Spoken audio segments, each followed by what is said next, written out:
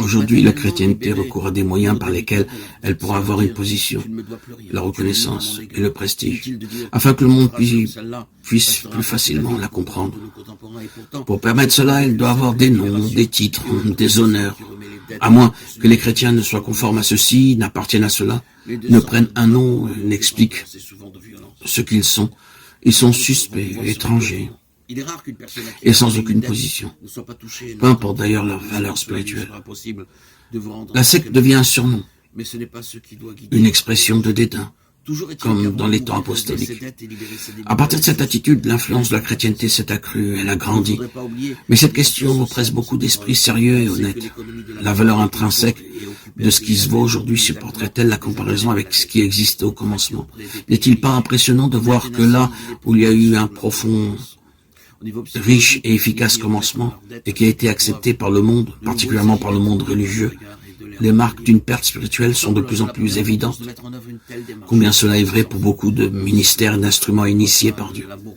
À partir du moment où quelque chose de céleste avec une histoire spirituelle coûteuse et profonde avec un réel impact de la présence divine s'est développé et institutionnalisé ultérieurement, pour avoir une bonne position devant les hommes avec toute sa grandeur et ce qui impressionne naturellement, elle est devenue une ombre très pâle par rapport à la simple profondeur et la puissance spirituelle d'origine.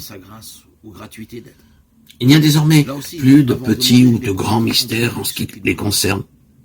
Il n'y a rien d'inexplicable et d'énigmatique, car tout cela peut être essentiellement attribué aux capacités humaines. Permettez-moi de préciser une chose. Nous ne disons pas que c'est une chose mauvaise pour des chrétiens.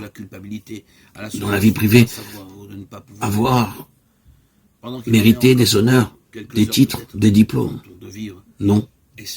Nous sommes conscients qu'il existe un mouvement ultra et exclusif qui, pour la communion, la reconnaissance et la participation à la table du Seigneur, exige une répudiation ou un abandon de tout titre professionnel ou académique. Cela, nous ne l'admettons pas du tout. Ces choses ont leur place dans leurs domaines respectifs. Ce que nous disons, c'est que si la chrétienté cherche à faire de ces choses la base de sa force, de son attirance ou de son statut, elle se détournera irrémédiablement du droit chemin et souffrira pour finir la perte de son pouvoir spirituel. Le monde ne nous connaît pas et toute tentative pour mettre l'importance des capacités humaines à la place de ce secret surnaturel sera désastreuse.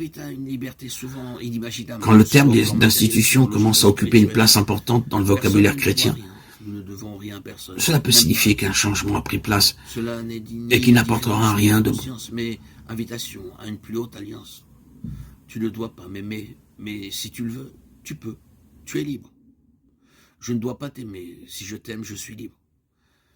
Cette liberté prend sa source dans celui-là même que Yeshua appelle Abba, un père qui ne doit pas aimer ses enfants, qui n'a aucune dette à leur égard, mais qui les aime simplement et qui n'exige aucun amour en retour.